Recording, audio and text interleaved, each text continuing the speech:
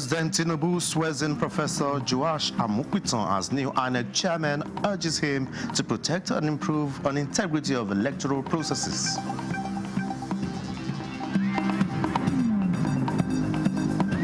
National Economic Council approves President Tinubu's proposal for total overhaul of nation security training institutions.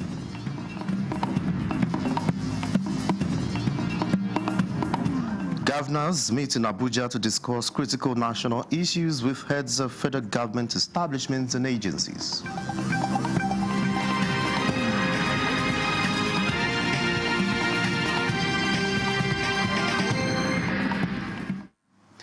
Hello and welcome to the news at 11 on NTA News24. Live from Abuja, I am Olajide Bello. Many thanks for joining us. President Bola Tinubu has urged the new chairman of the Independent National Electoral Commission, Professor Joash Amukwiton, to protect and improve on the integrity of electoral processes in Nigeria for the development of democracy in the country. President Tinubu threw the challenge as he inaugurated the new chairman at the State House. State House correspondent Musbah Tanwahab reports that the ceremony was before the commencement of the National Economic Council NEC meeting this Thursday. And that I will devote myself to the service and well-being of the people of Nigeria. So help me God. Final confirmation following the approval of the National Council of State and subsequent screening and confirmation by the Nigerian Senate. And it becomes even more tantalizing with the presence of the state governors. Professor Joash Ojo Amukwiton takes up new big shoes as a major player and determinant in sustaining the growth of a 25-year-old Nigerian democracy. But then, President Bola Tinubu believes the new helmsman is equal to the task of steering the democratic ship in the right direction. Your nomination for the important role and the subsequent confirmation by the Senate is a testament to your capacity and the confidence reposed in you by both the executive and the legislative arm of government. The significant achievement marked the beginning of a challenging yet rewarding journey, and I trust that you will approach your responsibilities with the highest level of integrity, dedication, and patriotism. With various efforts and reforms along the way to protect the return of democracy in Nigeria, President Tinubu says major players with INEC in the lead must remain committed to the principles that underpin democracy in a complex, multifaceted society like Nigeria.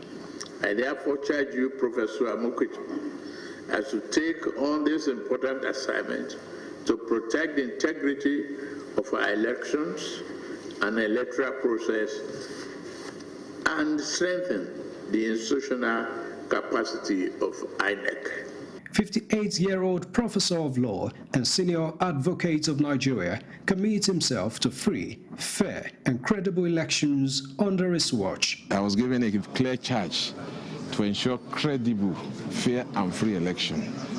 Not just that I will ensure that that is done, I'm also going to engage all the stakeholders, because no matter how you set the barometer and the level of success, you still need all the stakeholders to be able to succeed.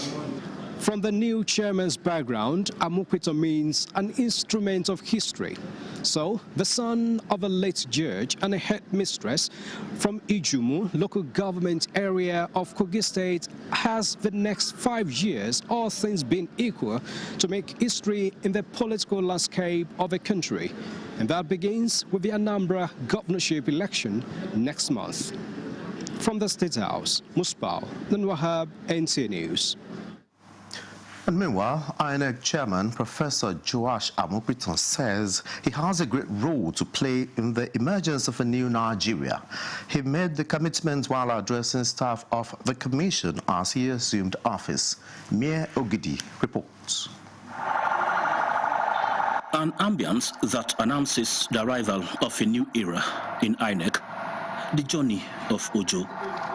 An excitedly expectant staff of INEC gave their new boss a befitting atmosphere. The new man, flanked by his wife, who is also a professor and lawyer, children, delegation from the University of Jos, here at the INEC conference hall. First day in office, yes, with glasses set in the standard of a professor. Joash waited. Welcome, Mr. Chairman. May Agbamuchi Ombo, the acting chairman of INEC, on the agenda for the next assignment. The task ahead, no doubt, is enormous. Elections are the lifeblood of democracy, and the expectations of Nigerians have never been higher. However, you are not walking to an empty field. You're stepping onto the firm and fertile ground laid by your predecessor, Professor Mahmoud Yakubu. So these are the handover notes that Professor Mahmoud Yakubu gave to you. Let them not think money. It's been 2 weeks of questions and answer session for the new INEC boss. On his agenda, here, the professor promises again, midwifing elections where losers will congratulate winners is the mandate. Our mandate is clear, and what is it? To deliver free, fair, and credible elections that reflect the will of Nigerian people. To achieve this, we must work together as a team. This is promise can be substantiated either in the positive or negative after the November 8th governorship elections in Anambra State. Mie Ogede, NTA News. The National Economic Council has approved President Bola Tinubu's proposal for the total overhaul of the nation's security training institutions. The Council has also deliberated on the renewed Hope Ward Development Program and Sustainable Agricultural Platform Model, among other key issues of national interest. State House correspondent Abdurrahman Jibrila reports. This is the 153rd meeting of the National Economic Council, attended by President Bola Tinubu and presided over by Vice President Kashim Shettima, raising concern on the state of the nation's security training institutions. Enugu State Governor Peter Umba is to chair the committee with governors of Kaduna, Ogun, Taraba, Akwa Ibom, Zamfara, and Nasarawa states as members, while former Inspector General for Police Usman Alkali Baba will serve as secretary with 1 month to report back to the Council. Mr. President raised serious concern about the condition generally of all the training institutions of the Nigerian police across the country. And of course, all the governors at the meeting agree that it is high time for all of us to collaborate with the federal government to address this very crisis. The NEC also looked at other sister agencies, and the committee was also saddled with responsibility to look at other sister agencies and look at their own training institutions and come up with a report on how we can be able to revamp, renovate them, and also equip them where necessary. The Council also received a memo of the $1 trillion economy by 2030, renewed Hope Ward Development Program, to strengthen macroeconomic reforms and take measures on the renewed Hope infrastructure funds. To take development to the 8,809 wards of the country, which entails a mapping of the economic activities and identification of opportunities unique to each ward, as well as registering at least 1,000 economically active persons in each ward.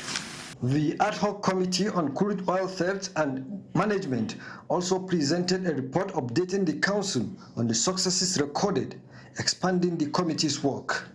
NEC received our report with satisfaction, and they expanded our terms of reference to now also taking interest in solid minerals, because our solid minerals are being mined and stolen and not adding to national revenue. NEC receives a report on sustainable agricultural platform model of Katsina State and urge other subnationals to follow suit and deploy technology to address challenges in agriculture and food security. So directed the Ministry of Agriculture and Food Security to establish pilot schemes on agriculture where to capture data as well as control centers in 6 geopolitical zones by 2026.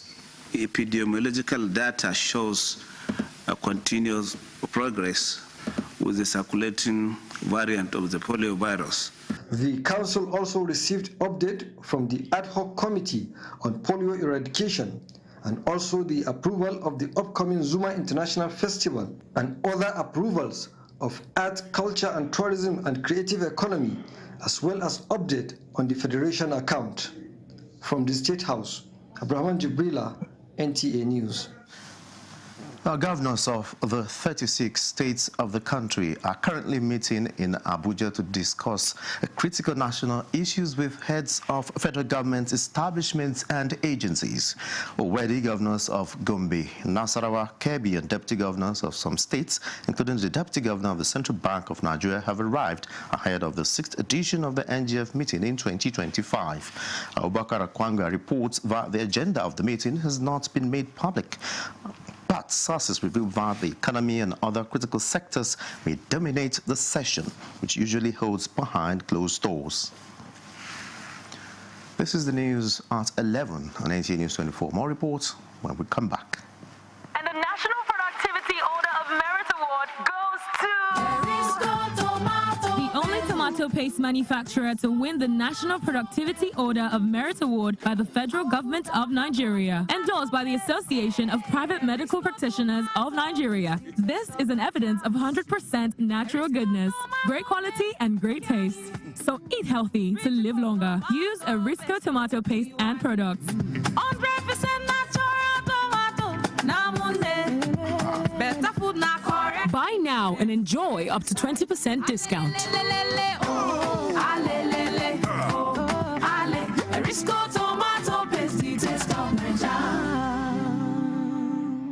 Feel the power of precision, engineered to perfection. Every component is crafted with care, and each design is meticulously tested.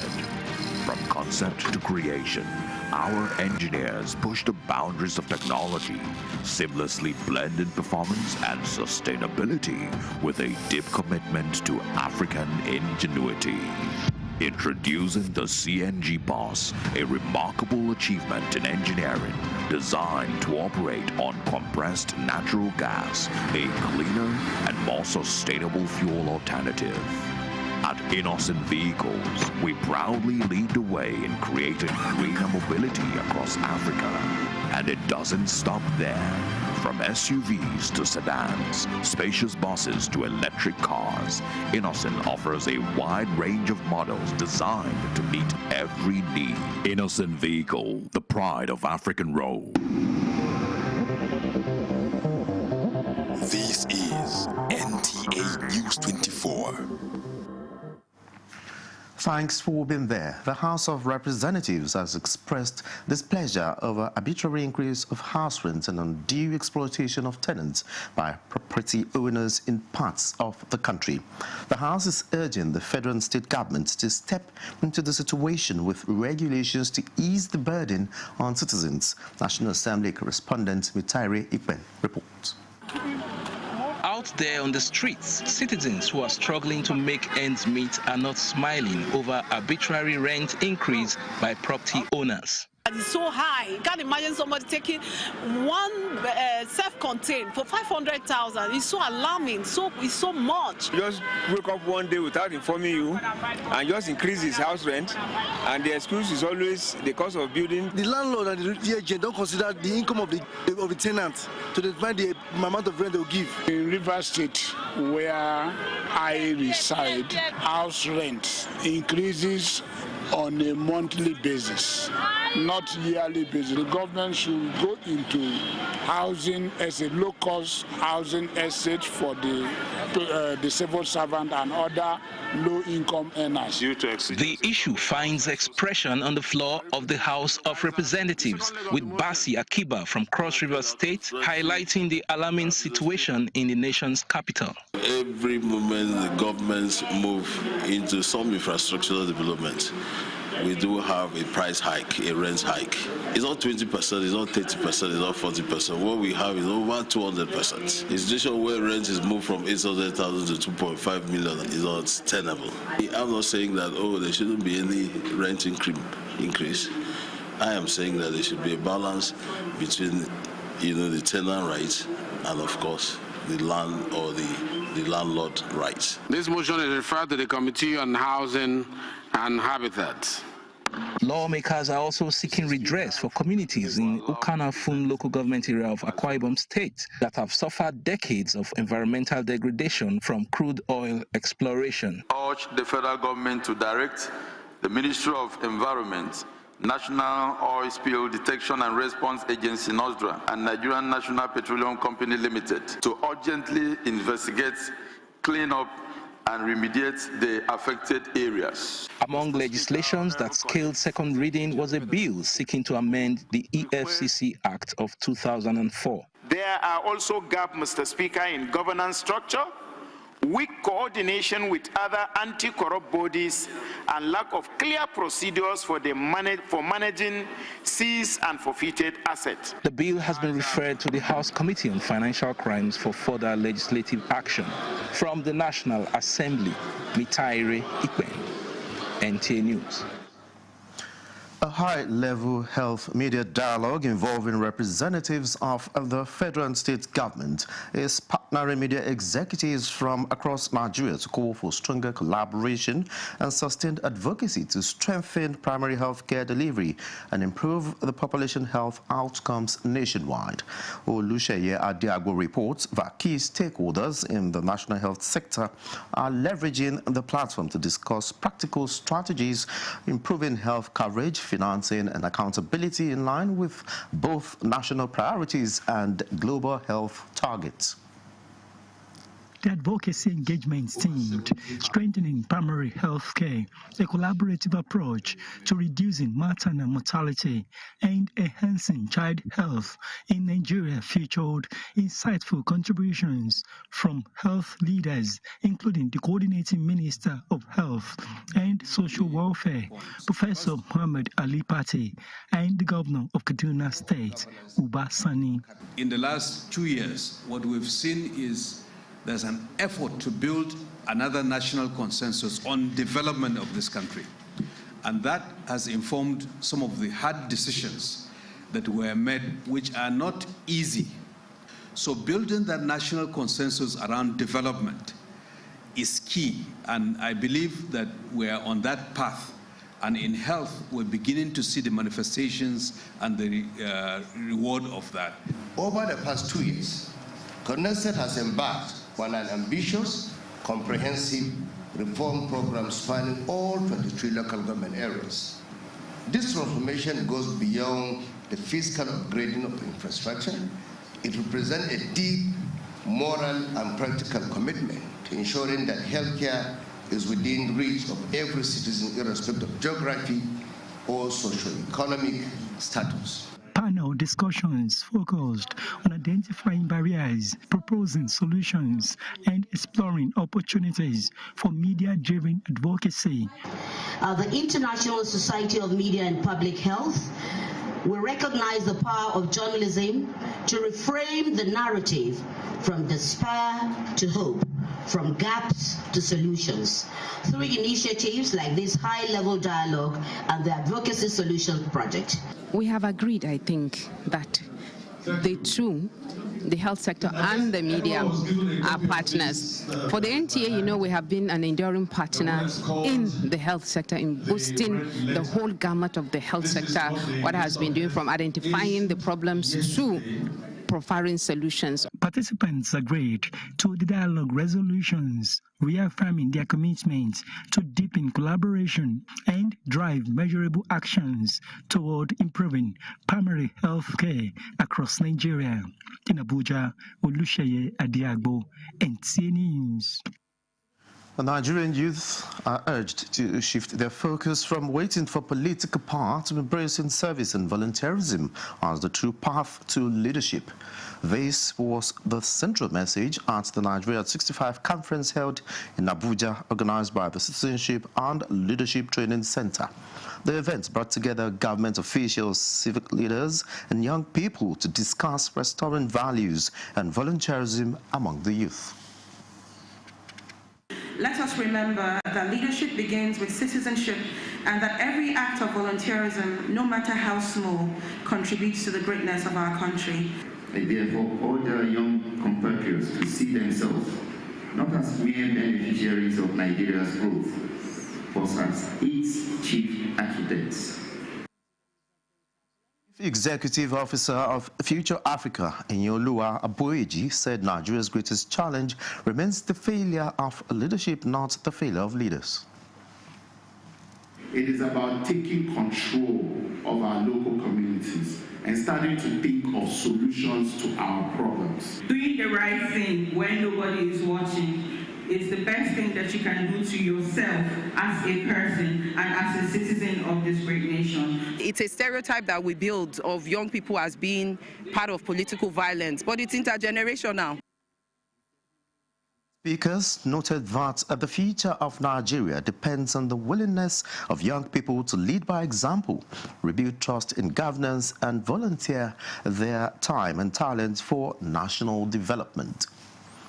The successful implementation of Nigeria's 2025 curriculum have been given added impetus with the unveiling of some innovative education tools with a strong focus on entrepreneurship and digital learning. The initiative is a strategic step towards equipping schools with practical resources that align with the federal government's vision for a modernized education system. Emphasis is on entrepreneurship education that will play a central role in preparing students for self-reliance and future careers in a rapidly changing global economy. Now, positively engaging the youth and steering them away from crime and social vices was the focus of a symposium in Abuja, where young people and various stakeholders were giving first-hand testimonies and cautionary tales on the negative impact of crime and criminality, not just on victims, but also on perpetrators of crime. The consensus at the gathering was that with proper nurturing and a positive focus, crime would be significantly reduced in the society. This is the news at 11 on NTA News24. A recap of our news before we wrap up. President Tinubu swears in Professor Joash Amokwiton as new INEC chairman, urges him to protect and improve the integrity of electoral processes.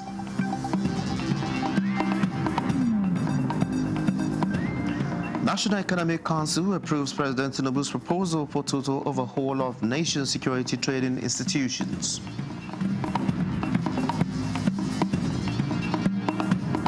Governors meet in Abuja to discuss critical national issues with heads of federal government establishments and agencies.